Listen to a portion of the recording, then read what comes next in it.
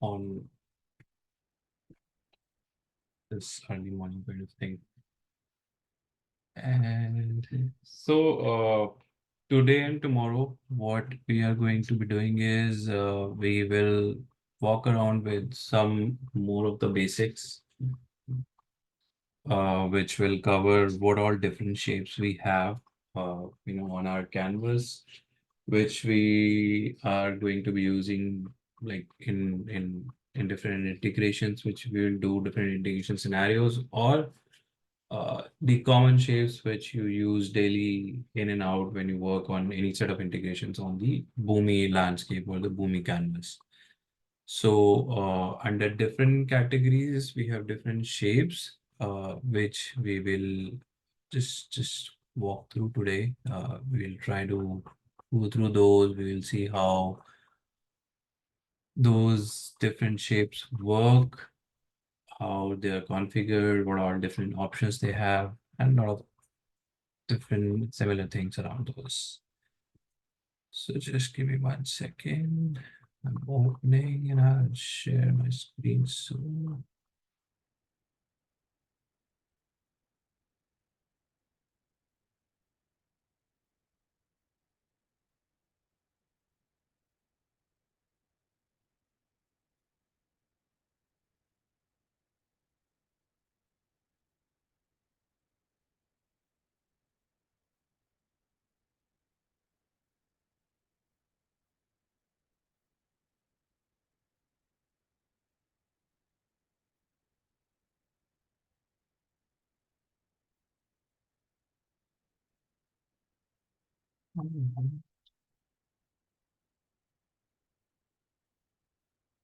I've started to share.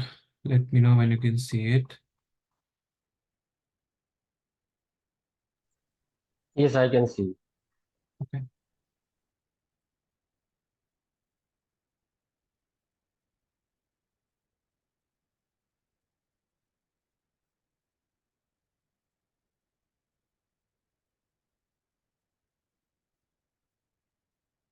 All right. So, uh,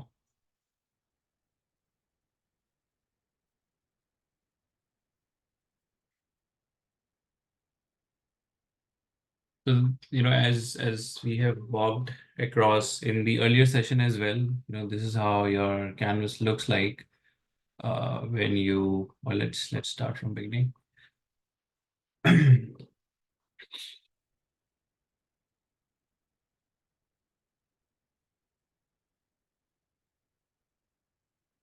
So this is kind of a landing page when you logs in on the platform, and with all the different services options what we have in Boomi, and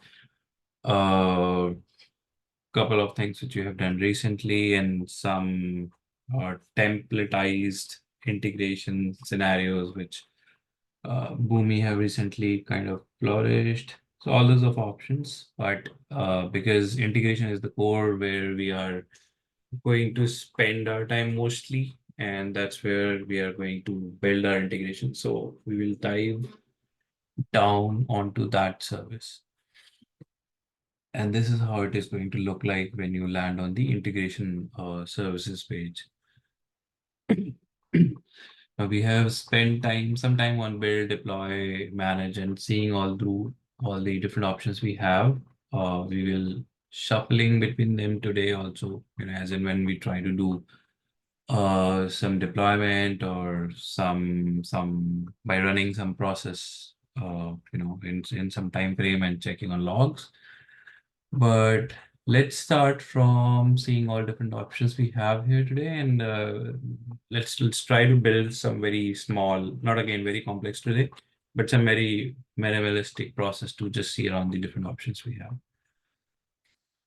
All right. There are slight changes in pretty recently, which was done by Boomi. So if you have earlier also spent time on Boomi, you must be recalling that there was slight different look and feel of the canvas, but recently there were some changes enforced, and the overall look and structure has changed a bit for Boomi. So if you look at the leftmost option, this gives some control on, like, if you want to keep your explorers kind of thing open, and or you want to just hide it out in kind of scenarios. So if you just come right at the bottom, you see this right arrow over here. If you click on it, this kind of option, or the sidebar, basically it gets expanded, which tells you if you're open for the, if you want to see your component explorer. If you click on that, so like right now it is visible for me, but if you click on that, it gets hidden.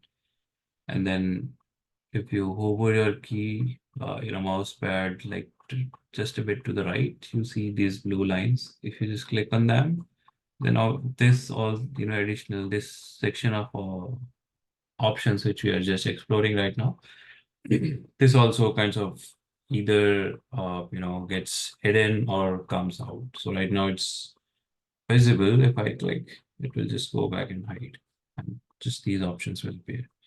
So likewise, some of the options to gain control over there. Process library is something which is, which has already configured or built-in processes from Boomi. Some of these options which are those which helps in training scenarios, which help in scenarios when you want to try your hands out on something, but you don't have something like configured or some connections endpoint already. So in some certain kind of POCs or kind of scenarios, this also helps.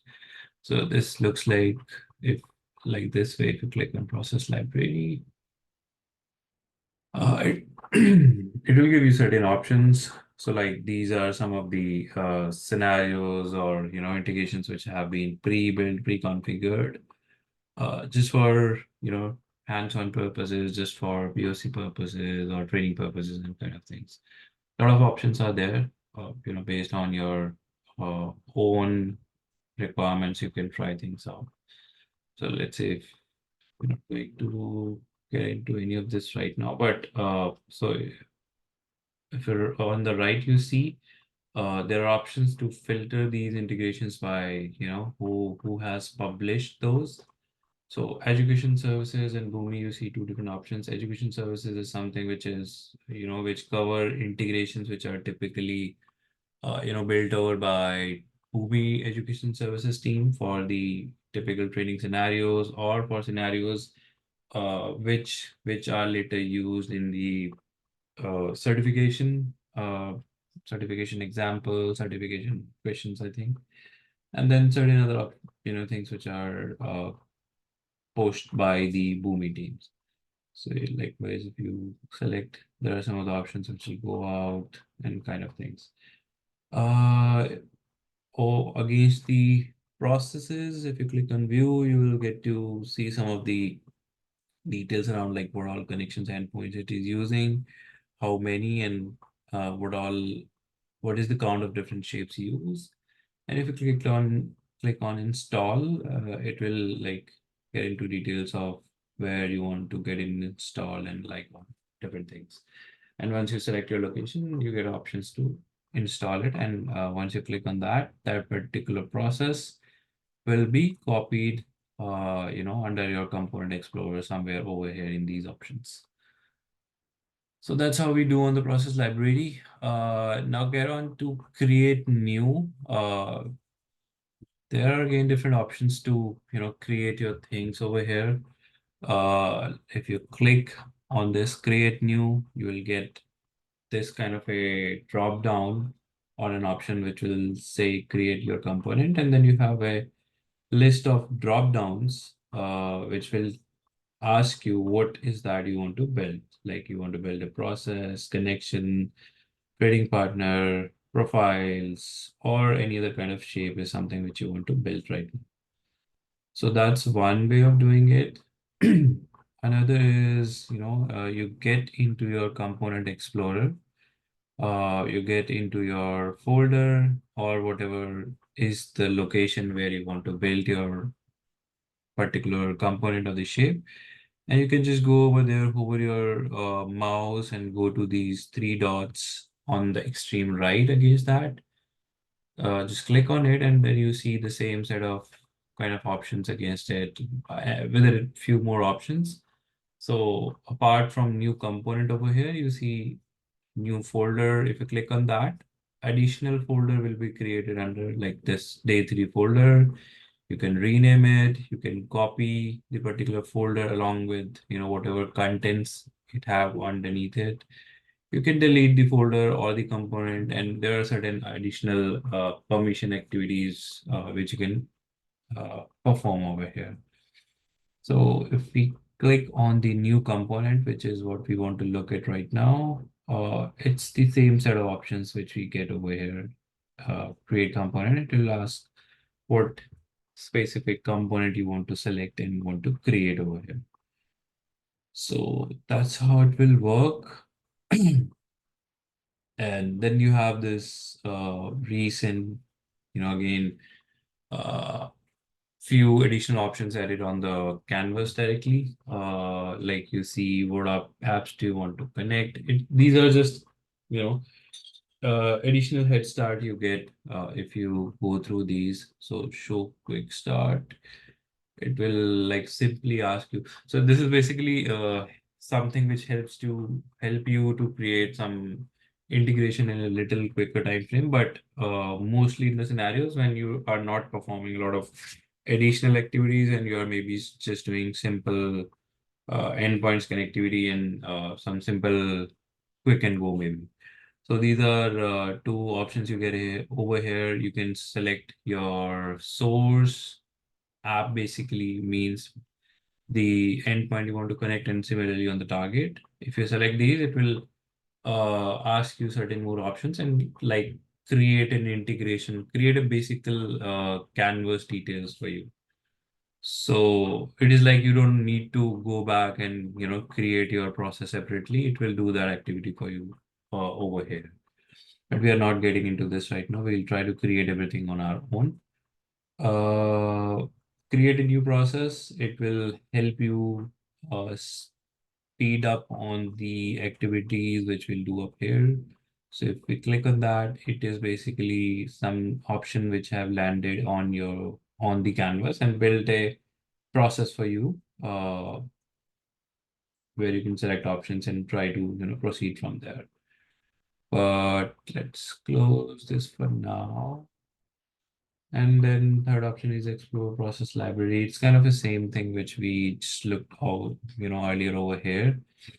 If we click on that, it will take you the same landing page where you will be seeing all the different process published by different services, which you can explore, a little later maybe. This we have here, last view, last save. We'll get to that later. All right, let's try to build something now. Let's try to use this folder option. So over the component explorer, or let's keep it simple for now. Let's go to create new. Let's try to create a process. So we selected process under there. Now, when you click to build a process, when you gave instructions to create a process for you, let's close this. Let's expand it a little further. Yep. So this kind of a screen appears, which tells that you have you're landed on a page where you have started to build a process, integration process. And from here on, this is the canvas where you will build in different other shapes which you are going to use, and create your components accordingly with your configurations which will you do for your own set of requirements and uh, configurable things which you needed. So we will do that in a bit. Just try to explore different options we have over here. So this is, you see, the first most shape you will encounter on your canvas, process canvas, is the start shape. This is like, the short thing. This is what something you will always land at, because that's the shape through which any integration will, it will start. But you have different options over here. Let's get into the process mode little bit later, but let's explore different options you have under the type category. So you see under type or against type, you see we have four categories: connector, trading partner, data pass-through, and no data. Now, connector is something where you want to directly give your source system at the very first point, and you want to specify typically what endpoint you want to connect to, and then accordingly you will give your configurations to connect to that particular endpoint. You will give your credential attributes, you will set up your operation. So connection and operation are two things which will define your connector. So you will set up both of those, and you will establish your connectivity to connect to that particular endpoint and bring in your data, which is what you want to interact with. So if we see on the options under connector, you have display name, which is not part of a logical thing. It's just a label which you can give to your connector to your endpoint. So let's say, for example, if I want to call it out, Salesforce data fetch is something I'm giving here right now. And then, for example, under connector, I say, okay, let's connect to Salesforce. So very vaguely, I'm calling these out right now. And let's say I click OK. So you see, it's a label which I have created over here, which tells me Salesforce data fetch is something which I'm trying to do over here. So it's just it's not something actually part of your logic, but it's a logical name which you can give to your shape to showcase what you're trying to do with that particular component. And this is something which stands out with every component you will be building. So you can give names to each of the component you will place over here on the canvas. Now we'll get to details of, adding details over here, building from connection and operation. So we'll get on a bit into that. Just finish up different options we have under type. So connector, we just try to understand, this is one place where you give your connection details for the source or the target. Second is trading partner. Trading partner is basically, as you go by the name, it's a partner you interact with. This is a shape you typically you're going to use in the B2B or the EDI management part of the services when we get over there. So in the EDI space, it works like, you are a my company. Let's say, you are a manufacturing unit, for example, and you interact daily in and out with 1,000 or maybe 100 other partners with whom you interact for different other services or for serving to them. So let's say you are a manufacturing company, and you receive orders from different other vendors or partners for products you are building, and you process those orders, you build maybe some transformations, you push those into some end system, and uh, likewise different other activities. So basically, to connect with those 100 or odd number of trading partners from whom you're receiving orders, or from whom to whom you're sending those shipping details back, and likewise things, uh, this is the thing we use. This is the trading partner component we use, where we define our connectivities, we calls out our standards, we defined our trading partners, all those kind of details with them. So for now, just understand, under this trading partnership, this is the place where you will define all the attributes for your partners you are interacting with. What all different things we do, we will get when we will get into those details when we get on the B2B side of services. Now, third option is data pass through. What this does is, there are options of there are different categories or design scenarios when you build an integrations, and within your those set of integrations, you build sub processes. So let's say if right now we have connector. I define my Salesforce attributes or activity things here. And let's say post that I say, okay, split my data sets.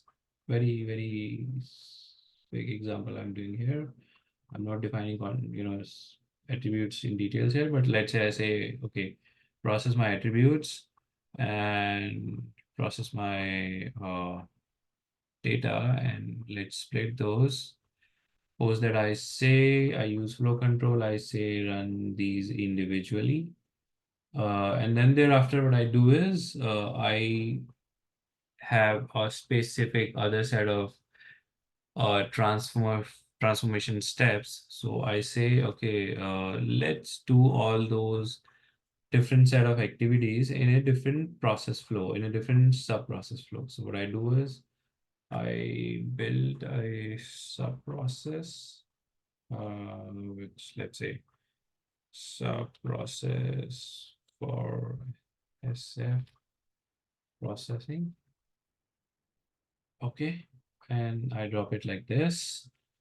And let's say I click on save. I go back on my initial main process. I click on save here. And this is how it will look like now. If I click on save. So first step is my source where I'm fetching some data from Salesforce. I split it or maybe did some batching or some activity over here in data process. That I use flow controls. I said maybe let's use them individually or run in batches, any activity. And then I call a separate sub process where basically I'm doing different set of activities. Let's say I'm doing a map. I am using process routes. I'm using additional set of activities per se. Okay. Now, when you get into this particular sub process, and you get on click in the options, the connectivity options. So basically, when you reach to this particular sub process, your data is something which is coming from your main process, because that's where you did the source fetch activity from Salesforce.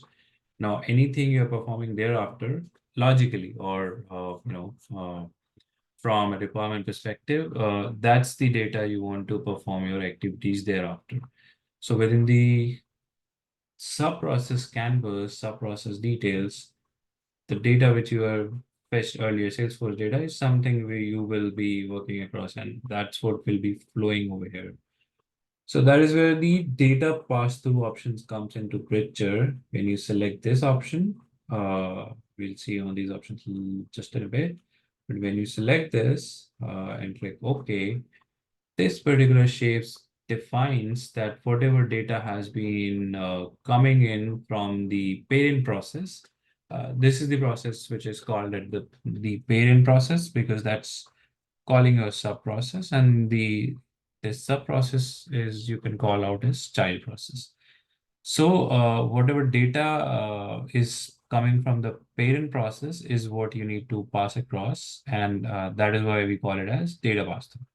So now once you have selected this, so Salesforce data coming in from the parent process will be passed across, and that is what will be used for mapping or 10 other activities which you will try to perform over here in your respective scenarios.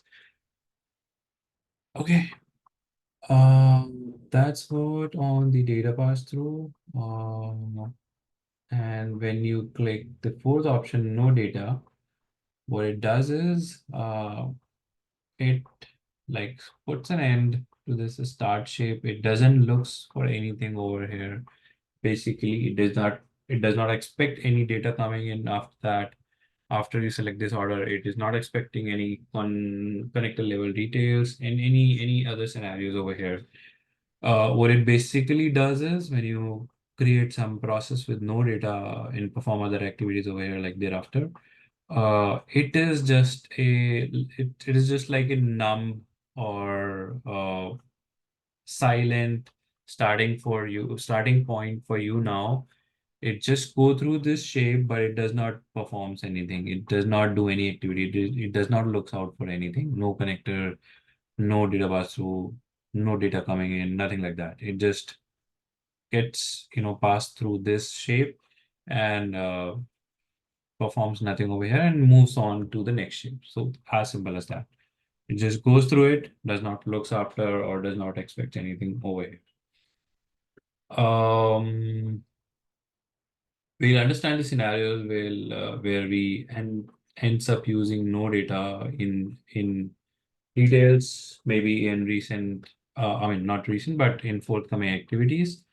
But there are for sure scenarios, some scenarios where we don't want to use the no data and kind of things. We'll get on these details later. I mean when we go through different options or different integration scenarios later. All right, getting back on here, we covered the different type activities we have. Let's try to see different process modes we encounter. So you see a very simple mode over here selected by default, general. We click on it and you get to reach over another process options window, which have different options. There are certain options selectable under a drop down against the process mode, general, bridge, and low latency. So for now, let's see options under general uh, and probably bridge and low latency.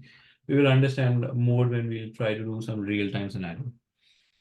So if you get on the general side of process options, you see first most option allows simultaneous executions. So what it does is, or what it tells is, right now because it is not selected, so there are no parallel process executions can have, which can happen right now. So simultaneous executions is the ability of the processes or ability of this particular process to run in parallel execution mode, run in parallel to each other. But because it is not selected right now, it won't happen. Once you select it, that's when only the process gets the ability to run executions in parallel. And if you also, just go through the content against it, it says multiple executions of this process to run at the same time. And this is something which comes into action maybe in the real-time scenarios when some other some other system or API is sending data to your web listener, to your web shared services listener, to your AS2 listener, and different other listener which you have configured on the canvas. So in those scenarios you try to use this or event-based processes. So like Salesforce platform events where if something happens on the Salesforce, then only this kind of integration or this particular integration which will be triggered. So primarily in real-time approaches, this comes into action. Uh, Another thing, auto capture error warning to local logs. Uh, this so basically what this does is when you select this option, you there are a lot of logs created by default when you create your integration or when you run set either in test mode or either through deploy activity. There are some set of logs which are created by default and they are like that's what you go through when you are doing some debug or any kind of those similar activities, but they're not like auto save to your Atom servers, to your server space and all those configurable or hard storage locations. Uh, by selecting this, you have instructed to create actual hard files in the server spaces, writing those logs. So all those logs which you were just seeing on the canvas or in the process reporting, all those logs get set into a disk file maybe, and get saved in the particular locations, Atom installation directory locations. These are the logs for the processes or error warning logs. This all depends. So error warning logs and these kind of things depends on what all configurations you have done in your process. which we will see. But overall, this gives the ability to write those log files or do not write those log files or save to the server locations. Capture run dates, record the last run dates and last successful run dates for the process. So again, in the scenarios of real-time integrations, uh, there are scenarios where you don't need to, we don't need the, so there are some properties inbuilt defined by Boomi, where it keeps a track of last run date, last successful run date. So basically, let's say you have an integration, you have deployed it, and you're running it on your different instances, QA, production, or development, and kind of scenario of instances. Now, Boomi has by default created these properties or run date capability where it saves your last execution run date and also the last successful run date. So, and these are the activities which are useful in some of the design patterns where, let's say, you're working on, you have built your integration in a way where you execute your integrations, whatever is available after the last execution you have finished.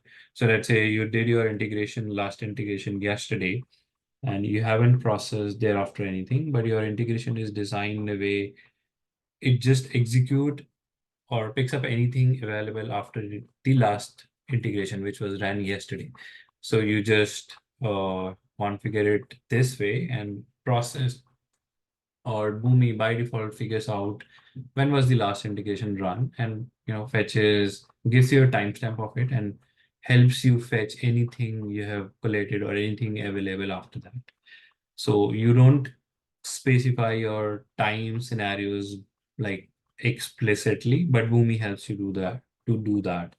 So let's say, for example, if you have ran the integration just about 2 hours back, and you have configured your process to run after the last integration run date only, you're not needing to change your timestamp to call it out something like something which ran last 2 hours, in last 4 hours, or anything of those explicits. But Boomi will help automatically do that because it runs on last execution run date. And then successful run rates as well. So basically, Boomi captures these details for you. If you don't need those, your design is something which is not requiring these. Typically, in like real-time integration kind of scenarios, you can just avoid to capture these and maybe uh, build free up some resources. Very minimal though, but free up some resources for different other activities and engagements. That's what capture run dates mean. Pulse data immediately. Again,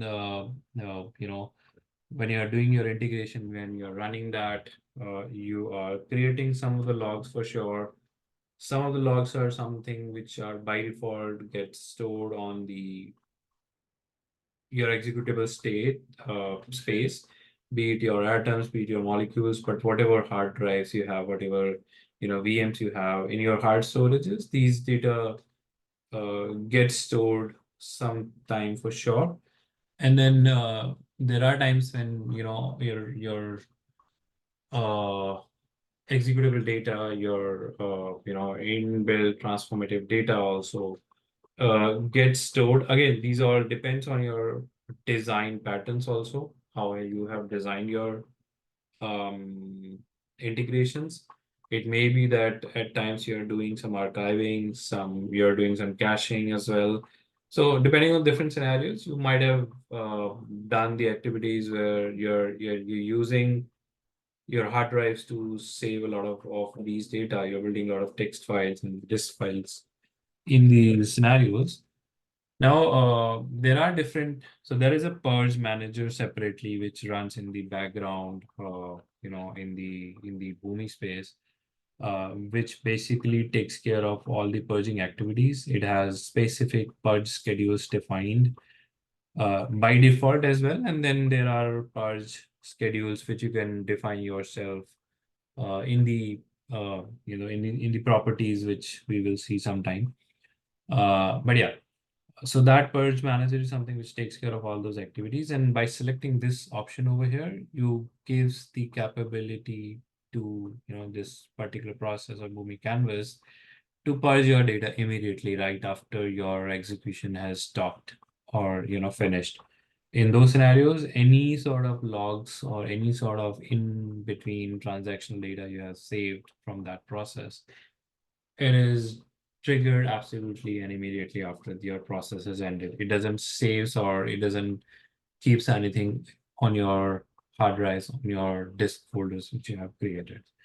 So again, depending your process requirements, depending your design requirements, you get to select this option. Frankly telling you, I don't recall a scenario in which I have done it so far. So maybe I haven't landed in those scenarios so far where I'm probably needing in to do this, but I have otherwise done different purge schedule changes where I've explicitly kept a window, till what I wanted to keep those files, and thereafter I wanted to, get those uh, purging activity engaged or kicked in.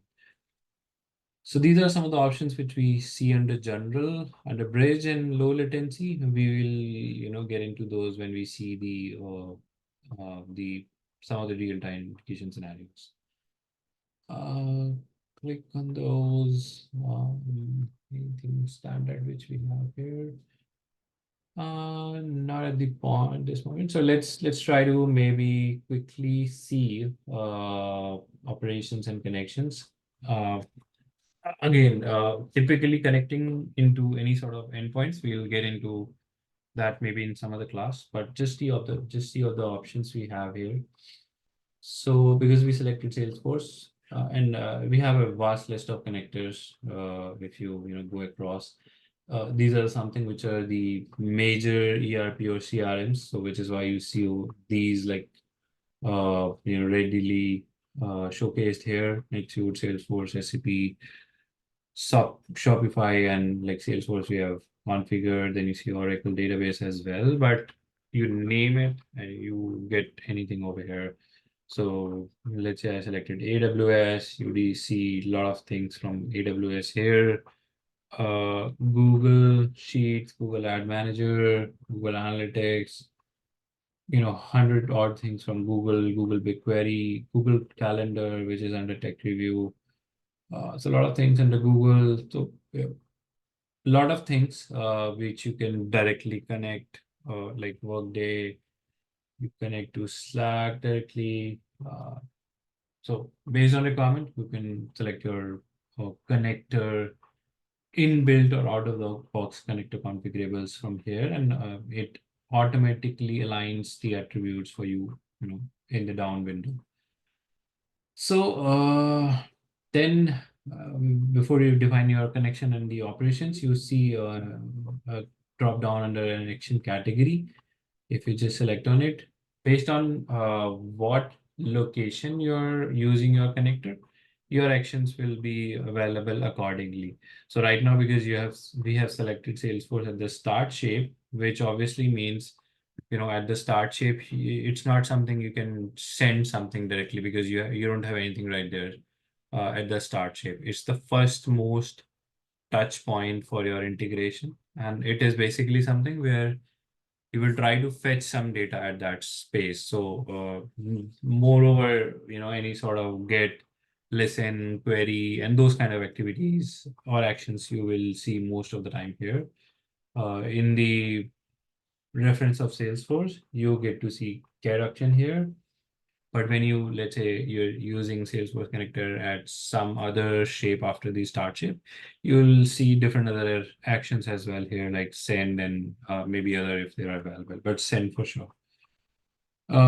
Quickly running across to see what all options I have under connections. We'll click on plus sign over here, but if you let's understand it this way. Your connector is a combination of connection and the operation.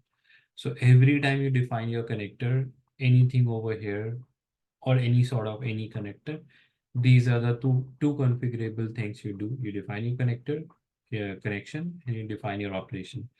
Connection is something which defines your attributes to connect to an end system, anything you name it, like Salesforce, SAP, NetSuite, Workday, Google, endpoints, AWS endpoints, any sort of those. You define your attributes here, your connection attributes here. You maybe give some URLs, user credentials, and all those things. And this is the component, or these are the attributes which are counted or which are used against your licensing. The operations part of it is not something which is used against your licensing deductions. Operations is something which is, where you defines your post connection establishment activities, which will tell the canvas, okay, let's say this is the object I want to connect more specific. These are the filters I'm giving. These are this is the profile I'm defining, through which I will read my data, and all those similar set of activities that you will do. So quickly, let's try to run or see those under connection or operation as well. You have two options to select. If you haven't created anything, any similar connection or any connection which you want to use, you can just click on this green plus sign. It will give you different options to create. But if, let's say, you have already created some Salesforce connection or any connection which you are using, you can just click on this magnifier or search option button, or click on choose, and it will take you to the canvas, and it will give you a list of available category of connection you are trying to use. So it will not give you everything on this window, only it will give you available Salesforce connections. So because right now we don't have any available Salesforce connection, this down window or this component explorer is blank. Had we created a Salesforce connection already, we probably would have seen some options over here. So just to showcase that, I think Oracle was something which is already in there. Yeah. So because Oracle database is component is something which is already created by the process library or default folder. So if you select that, when you click on choose, you directly see some options available under the component explorer, and that if you drill down further, you can see what all connection endpoints you have available. So likewise, it works out for different any other component you try to use. All right, so let's say Oracle only because it has something available. And like you see, action scenarios changed now. It has different other options as well.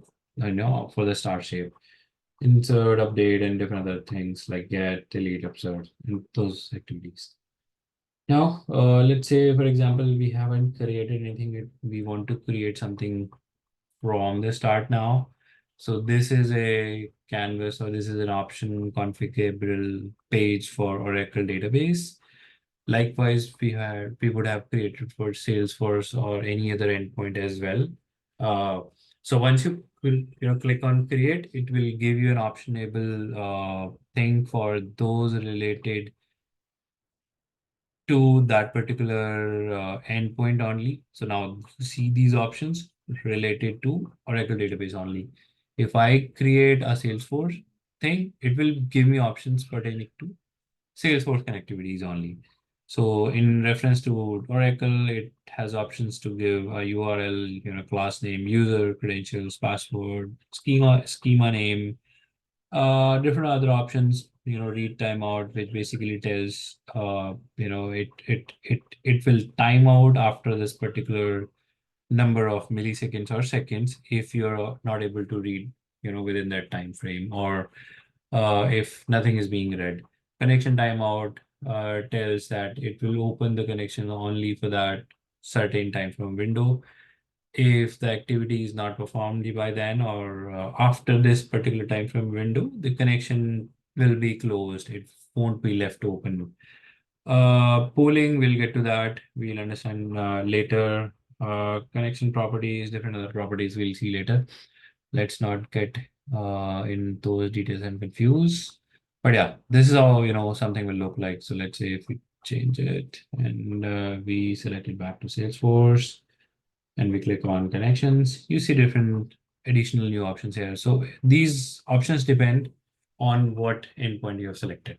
So like in Salesforce world, you have URL option over here. You have user option, password, version selected by default, whatever is available right now. Then maximum concurrent connections, which can stay open is 10.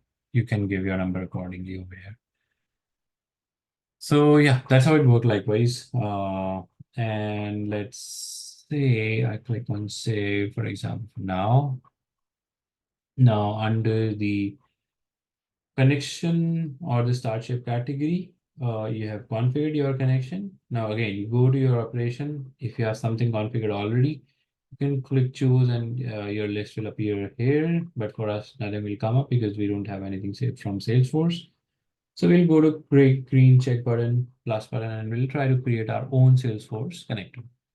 Now, in the world of Salesforce, or I think generic as well, whatever connector, I think for most of the connector, this will be common. There are multiple ways to import your operations.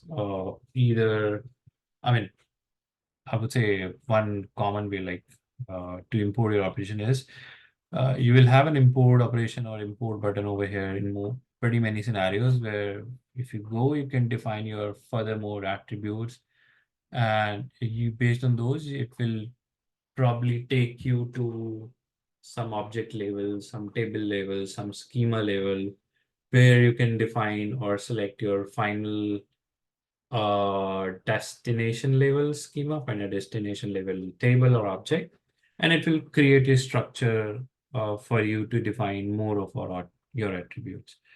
So right now, I think it will not finish up for me, but let's say if I say, okay, this is the connection you connect to, but it will fail here because we haven't given any details.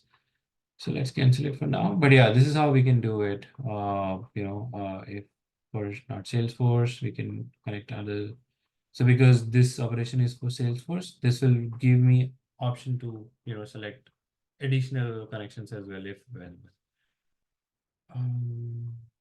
So yeah, that's how it works on the operation connectivity or the operation configurable part as well. Uh, if we have if we have a clear connection established, we can use this port button to do more of those things. We have a lot of Salesforce related activities, in our upcoming classes. We will cover all of these options over here, but let's say if you have imported something, there are other options, 100 options you have available thereafter. You have options over here which will tell what action you are performing, because this is most of the time will be grayed out because that's what you have configured at your start shape. You are using a get action, and then object. This is something which will appear when you finish up this import operation. Your object name will appear and response profile and all those activities. Then things you can do under advanced. These are more Salesforce specific. We'll understand or learn them later. Archiving, this is common for all. If you want to archive your in transactional data or data which has been just pulled in, you can use these options and define your directories, and your source data basically in this scenario will be automatically archived to those locations. Tracking, I think in our last demo, we saw what is tracking, how we can configure those. So this is the page where we perform the last set of activity for tracking. I think because we configured two fields over there the other day, we can use those now. So for example, I select pure number, which comes for me over here, tracking field. And thereafter, I can give so what it does is from here on, I can give options to configure how I want to assign a value for this particular tracking field. There are, different ways to do it. You can give static values. You can define your profile elements. You can tell through the profile elements, basically you tell, okay, this particular part of my source data is something which I will assign to this particular field, and this value will help me track this particular data. So let's say if you have order number in your profile data or PO number in your profile data, you will select those particular elements, and that will define your particular PO number. So right now, because we don't have any profile, it will not have much details, but if you get to it, you will select your type of profile, database profile, or anything around those. And accordingly, thereafter options will appear. Let's say if I select flat, I have a different options to choose. Because I have a flat file, it will give me a profile name to select to. If I, let's say, select to that, it will allow me to select an element structure or select a specific field. So let's say if I click on choose, it will give me it will give me the structure I have defined in the selected profile. So I get this list, and from here I can select any field which will help me to set up or track this particular pure data. Now there are options for caching as well. Choose document cache. We'll understand a little later how we define cache, or maybe tomorrow. And then accordingly, if you have some cache defined already, that's what you can choose over here to automatically. So what it does is basically whatever documents you're fetching through, all those will be directly added to your defined cache. We will see more of that when we get there. Um, but I think these are the basic, not the basic, but little more from the basic as well. These are the different options and configurable activities you get to see at the start shape, at your connection levels, at your operation levels. Yeah. If we, let's say, select no data for now here. And then there are different shapes like we try to use right now to showcase our scenario. And likewise, based on our scenarios, we can use different shapes on our canvas based on the requirements we have. So yeah, let's see more options over here on the left, which comes only on this canvas when you are trying to build some integration. Uh, Initially, I mean, in the earlier days or recent days before this update was pushed in from Boomi, I think these shapes or these options used to appear over here like horizontally, but now they appear over here in like a column shape or like a vertical shape. So the first option tells hide steps. If I click on that, this set of options will be hidden for you. There, likewise, this goes from here. So when you are working on your canvas and you're working on your selected shape or particular shape, and you might want to not see right at this moment this particular left because you have different other things to configure in there over there. Uh, you can just hide it. That's how it works. The options which we were just seeing, the process level options, you can reach over there from here also. Just click on this and you have this process options window appearing over here. Third is extensions. We'll get to know in detail in some time, but this gives you additional capabilities to expand your maybe connection attributes, your trading partner attributes, your properties, and directly at the environment level. So I think the other day I was mentioning, there are ways to save up on your licenses when you're working through on different instances for the same connection. So let's say I have a endpoint Salesforce, which is in different instances as well, development, UA, quality, and production. You cannot create a separate component for all different instances because that will consume your licenses. So you can create just one single instance, and then you can extend those, and those extensible values are something which we can provide at different instances or the environment. But this is something, this is the shape through which we makes them enable. So if I get on those and if I click on save, there is this kind of window or list will appear for me, like for extension. If you have any connections defined, it will turn up here. I think right now nothing will turn up because we don't have anything over here. So let's get back in a bit later. But yeah, that's how we reaches out to extensions list. Arrange, something I don't know if we use pretty often, but this is how it works. Let's say if you are starting to build on your integration and you have not configured it like very, very neat way, you have just dropped in everything here and there. One way is to arrange, manually, like this way, but you have a very vast list of shapes. You maybe try to avoid that and just click arrange. It will do that automatically for you. So in the scenarios when you have a list of shapes sitting over here, you can just make use of this. Navigation, again, this helps in the scenarios when you have like hundreds of shapes sitting over here and you need to literally scroll vertically and horizontally to reach those. Although that's not a very good design approach, but let's say you have such a scenario. That's where you can use this particular navigation window where you scroll up and down from here and it reaches to that particular shape, to that particular section of the page for you.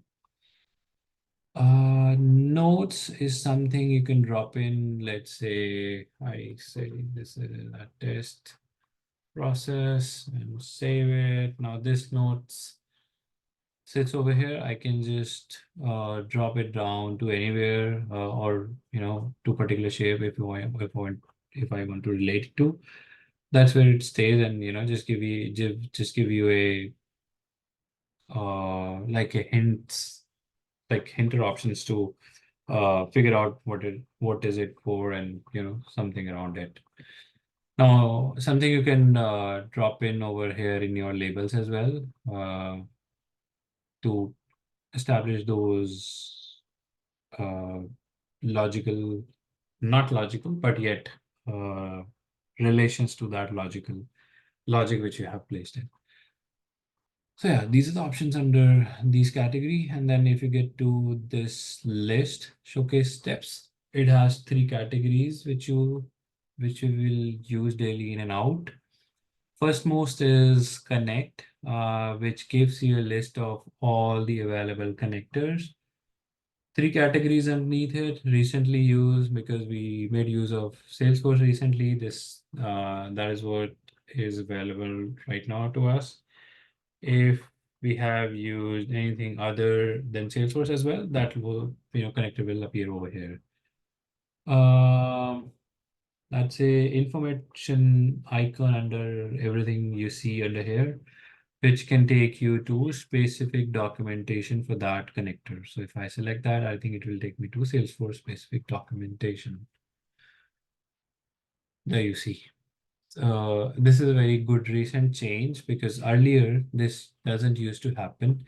It was like a common documentation page. You reaches out and then from there you can select, but it has become specific now. So any icon you see against the shape, uh, it will take you to the particular specific shapes label documentation.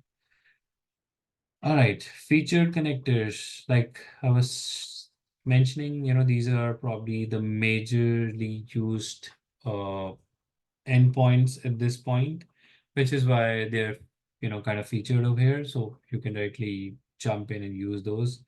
So let's say I want to use SAP, I will just, fetch it pull it and drag and drop it on the canvas.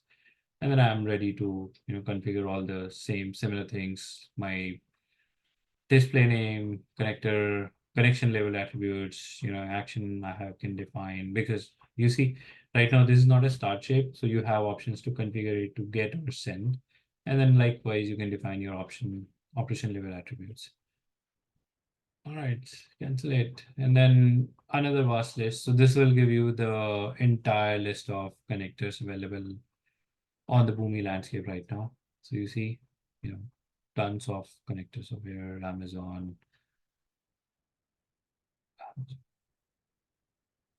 tons of those. So you can explore these, at your ease, at your leisure time. And you see, even to Boomi services, we can connect to Boomi RMQ, Boomi Sphere, event streams, and all those things. Coupa, database, disconnectors, FTPs, GitHub, and all those things. So that's the first set of option you have over here. Then you go to execute. Execute is something where you define your logic. So these are the not the logic, but the transformative set of activities basically. So map is something where you define your source and end system data. So you define your profiles basically here.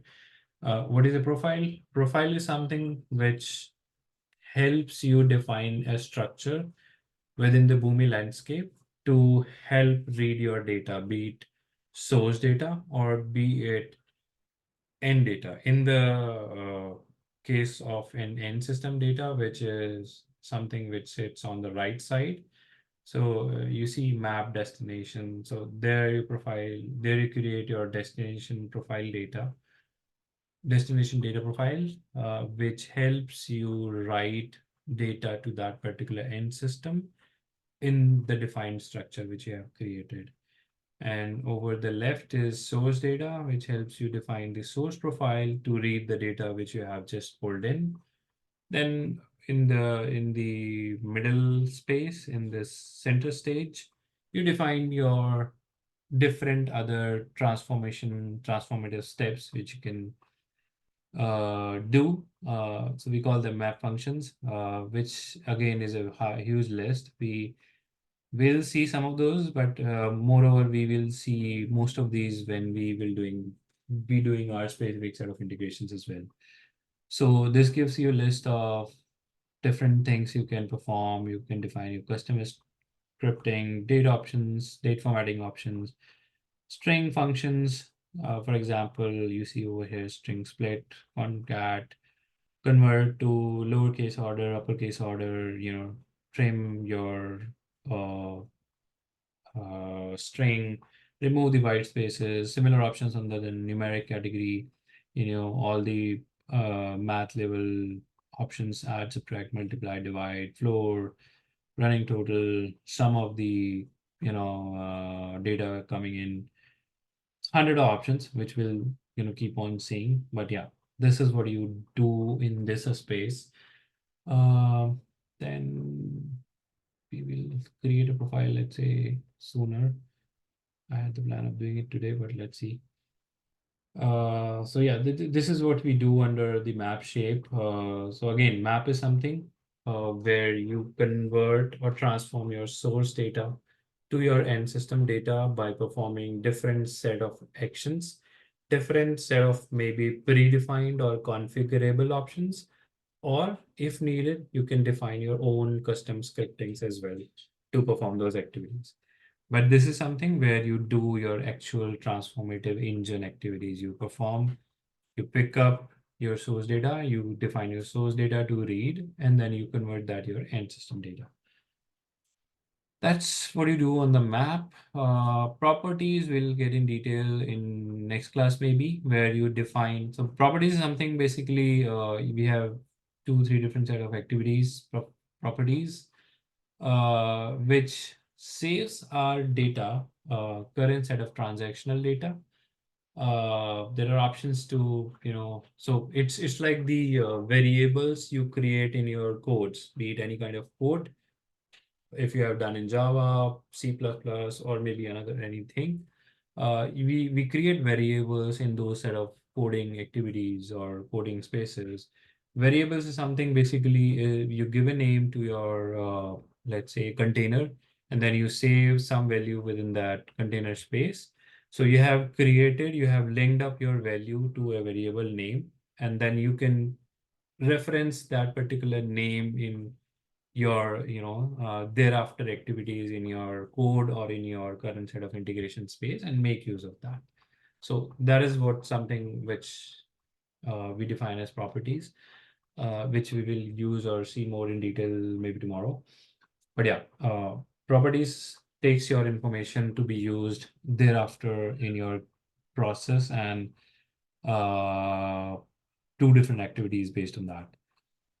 Message is something where you can define your custom messaging. So 99% this is used in scenarios where you are doing some error mechanism, where you're defining your let's say email messaging. There are scenarios when you're sending emails through your processes for maybe errors you have just encountered, or for maybe some informatory details telling that this is the process we have just, this is the order you have just processed. So maybe just like an information or maybe some warnings you have collected in your process.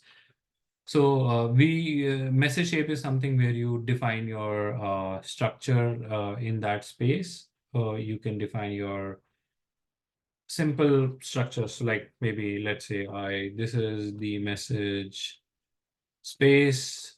I try, let's say you give your date timestamp here, and then you call out name of your process, and then something like that. So what we do over here is we keep on giving some profile, some numeric hook placeholders here, and we define those placeholders over here. So let's say if I define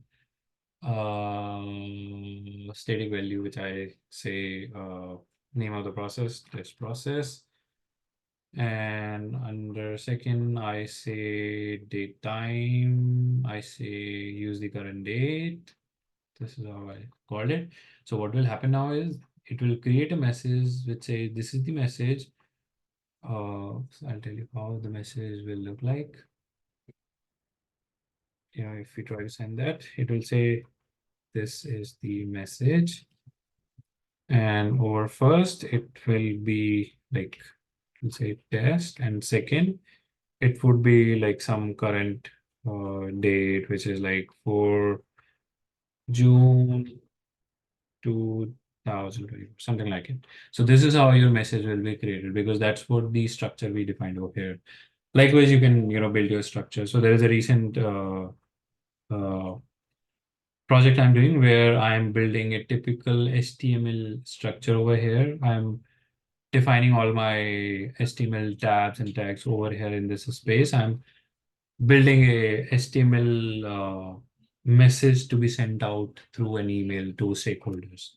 So likewise, you can build your different options over here. Process call is something which we just saw. This is the process call where you call your sub processes.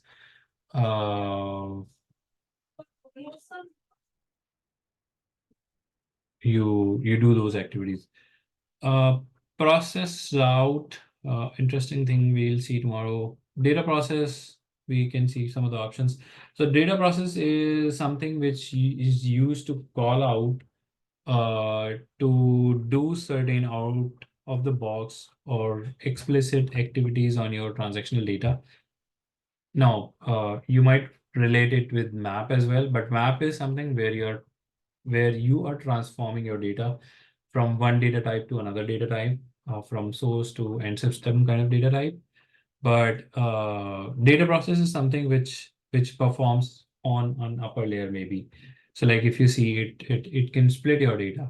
If your data is having multiple, for example, you have fetch in your data. If your data is having multiple orders within there, You can split your data by profile, defining a profile and calling out that particular order number or order name number shape, order number location maybe.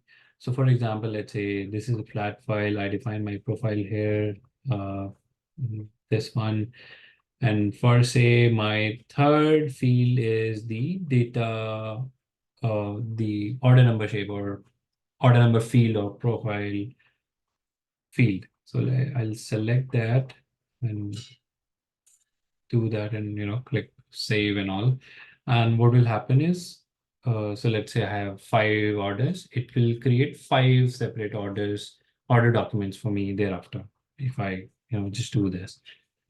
So that's how split works. Then you have option of, I think, combined document as well. This is what.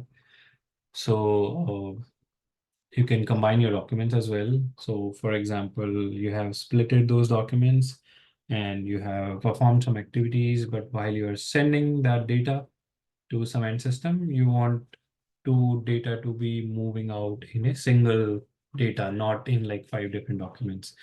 Then you can combine your data. You can use this to combine your data through different other options, maybe using like file structure or without doing any profile structure. Like it will just combine your data in sequence thereafter. You can decode and code your data through base64. You can character encode through like UTF-8 or other things. If you're not aware of that, you can just, I mean, don't worry about it. This is something you most of the time get through in a set of requirements only, like how do you need to decode and code or some things around it. Combined, we saw custom scripting is something where you can write your Groovy or JavaScript codes to specifically perform the activities. Uh, so there are options when you can write these active scripts to. So most of the time, these are the activities which are not easily configurable by the shapes, by the options you have. They might be doable, but little in a complex way. That's when we tend to use more of the scripting part, or within the scripting you can fetch some of the properties, I mean fetch some of the values within your profile and directly save those to your properties as well. So like if you see over here, there is some property which has been saved. So likewise, you can use your scriptings, search and replace. You can search for some string or for some character in your incoming data and replace it with something. It is used for the scenarios where maybe when we have um end of the line characters in the data and we want to replace it with something. That's where we can do it. Different other options. Just give me 1 second.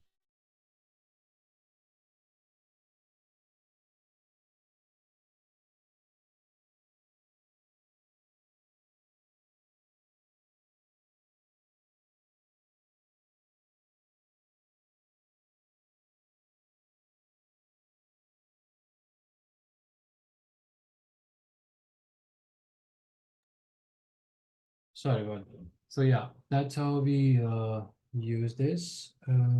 Split documents, map, PGP encryption and all, zip, unzip as well. So a lot of other options you see under data process, which we use as per the need.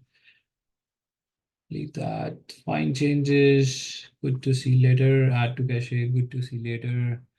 Let's quickly jump on the logic side. Branching, so branch options, routing options, a lot of options on the logic. And logic is something basically where you perform only the logical stuff under these shapes. These are the shapes where you don't have much of the configurable options, but still under shapes like business rules and all, flow control, very powerful shape. So these shapes are again very powerful, but this is not part of your logic where you are defining. Oh, I mean, this is not part of the transformative things. So here you will not end up doing any sort of transformation, but more of strengthening your overall integration logic. So let's say what branch does is after this flow control, whatever activities I have done, I want to send across my data to 5 different branches or 2 different branches to perform certain set of activities. I'll use the branch, maybe configure it accordingly, whatever branches I need. And I have the same set of sub branches defined and I can perform my activities thereafter. Maybe set some properties in branch one and use those in different other branches or thereafter in my process. That's the kind of activities we do. Or maybe you have a requirement where you needed to send this data to 3 other end systems, but in a sequence. So that's how you can do it. In the first branch, you can send it to first end system, and then thereafter second to third, and all those things. So likewise, your route, use your branching. Route is basically something which helps you read out your data. Let's say I receive 3 values in my process, A, B, and I'm giving like not very logical examples today, but just from the example perspective, understanding perspective. So let's say my data is having 3 values under some field. I'll get over here. I define these 3 things. Now, if you go back to configure, yeah. So you will pull your route shape and you will, what you need to define here is how will you find that particular value through which you are routing it. So let's say I want to say I will get that value from my profiles. So I'll select profile element and let's, for example, I say flat file, the profile for will appear for me. I say I get these value under fourth field. I select the fourth field. Okay, okay. And that's selected over here. Now, from thereafter, whatever you get in the fourth field will be used for checking against these values. So what will happen is, let's say if my data has A under that, it will be routed to this particular branch, this particular section of routing branch. And likewise the others, if I have B, if I have C. So how I can differentiate, let's say my A branch has, A route has this associated, my B has a map directly associated, my C has a messaging directly associated. So understand it this way, if I find the value A, I goes to this particular branch, this particular route direction, and this finds me a branch shape which tells me, okay, under first branch you do this, under second branch you do this. But if I have a value B, it takes me directly to this map. It is not using any branching. It takes me to this map and maybe directly sending to one end system only. If I have a value C, it is not doing any transformation, but it is building a message structure and directly sending to some stakeholders or some other different parties maybe. So this is how likewise your routing is used. And you have different options to route by here. You can use some properties which were set earlier in your process. You can use SQL statements. You can use stored procedures. So in case of database, you can directly call out your stored procedures or SQL statements here. If you select those, you will get different other options as well. Like you get options to select connection, your input parameters and all those things, your output parameter type.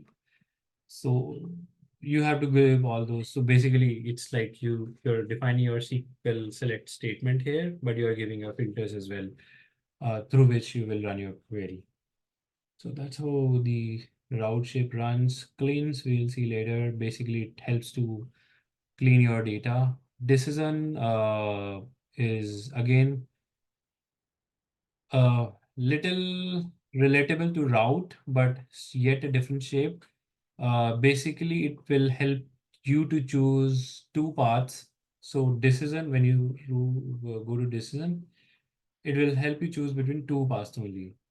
based on like if you give some value or condition here, it is either true or false. Based on that, you will find your, you will define your routing, you will define your structure. But in the routing, it has always multiple paths and a default as well. So that's very basic on the decision. We'll get more details tomorrow. Uh, Exception, more on the error handling part. Stop, you want to put a stop on your proceedings, on your process executions.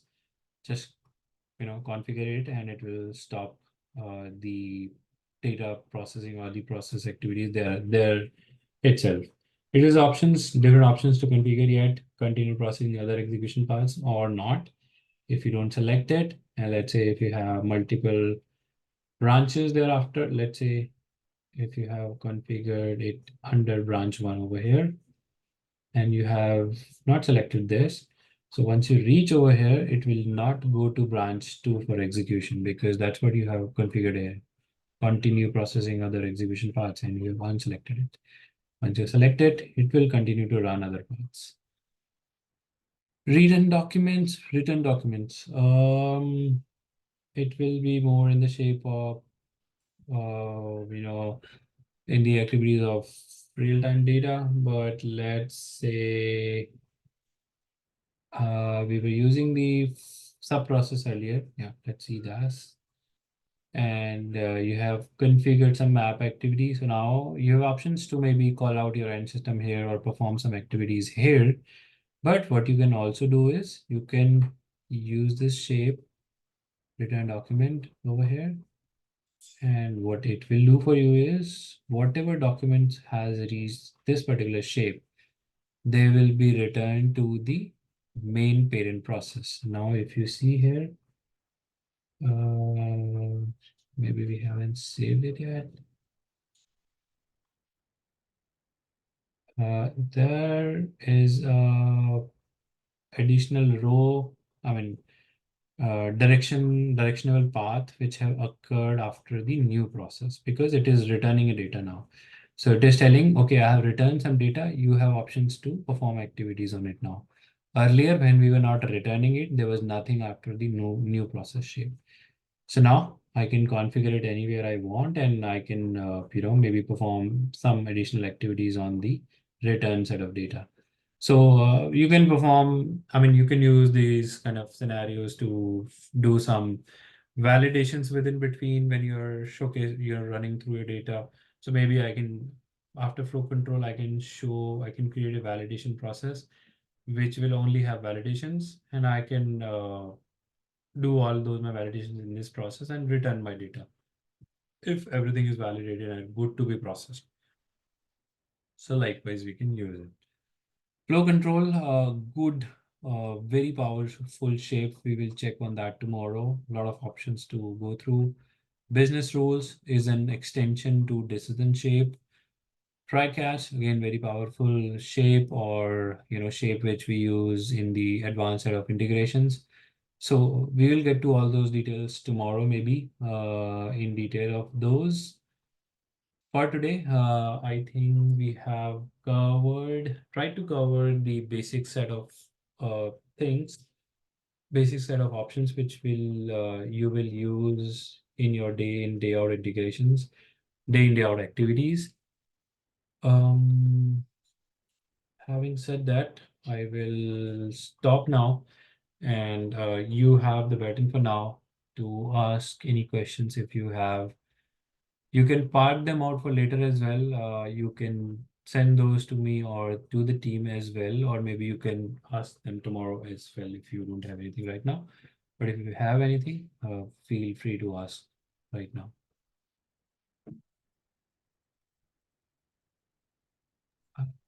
Hey Manoj, regarding that platform access, I haven't received anything from the team.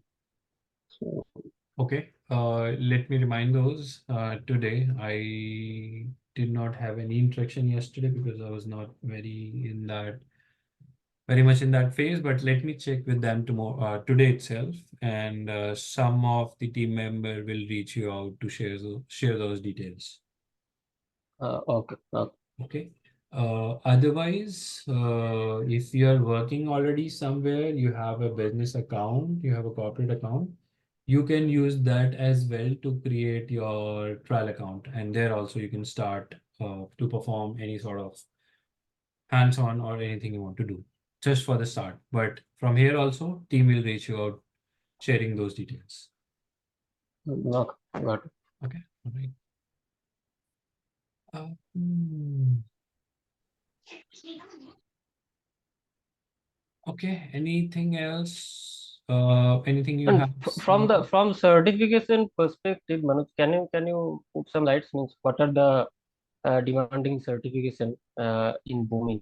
What are the, I'm sorry, I lost your voice in between. What are the, you're saying? Means what are the demanding certification currently we have in Boomi? I wouldn't call it out demanding, Rajiv. I would say uh, certificates are a little more hierarchical. Demanding as in ultimately, they might place something in the job requirements that, this is the certification we need, which may be a filter criteria for them, but usually it's not in all the cases. But ultimately, it's your hierarchy of learning which you have to attain, and ultimately show those skills or those learnings. So if I call it out, I think first set is your development set of certifications, which has, I think, associate first most, and then associate developer, and then you have professional developer, and thereafter you have admin certifications as well. Then you have architect certifications as well. So architect is, I think, still too far to reach up there. But to begin with, I think these are the two set of certifications you should target, and you should cover up in good time, because that's what something which showcase that you have already covered. So profession associate is something which will tell that you're good at the basics.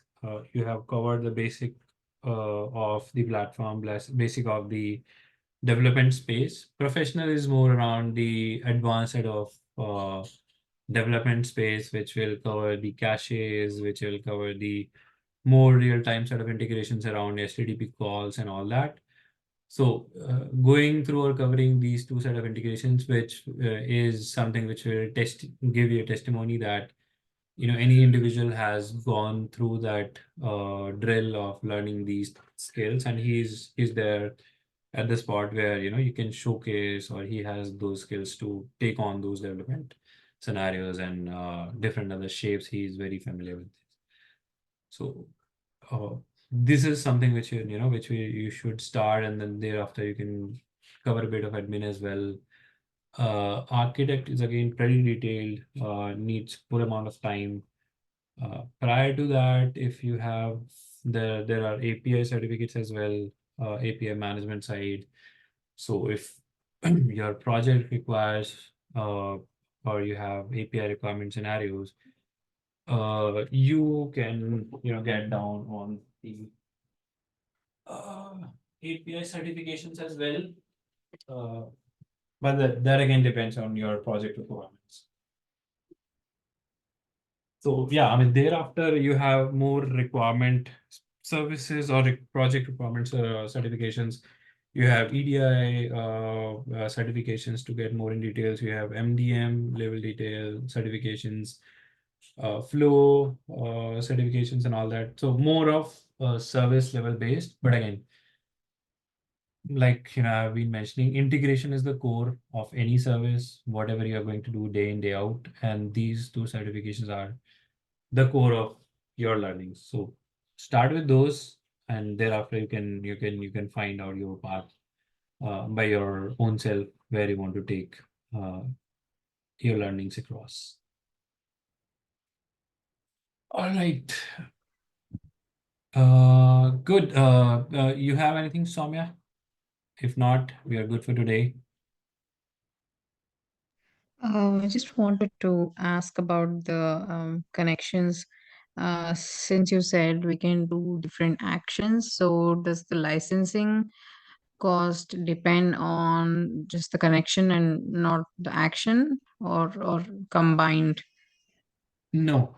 So again, when you connect to a connector, when you connect to an end system, it is like you're establishing a connector. Your connector is always comprised of two things: your connection and your operation.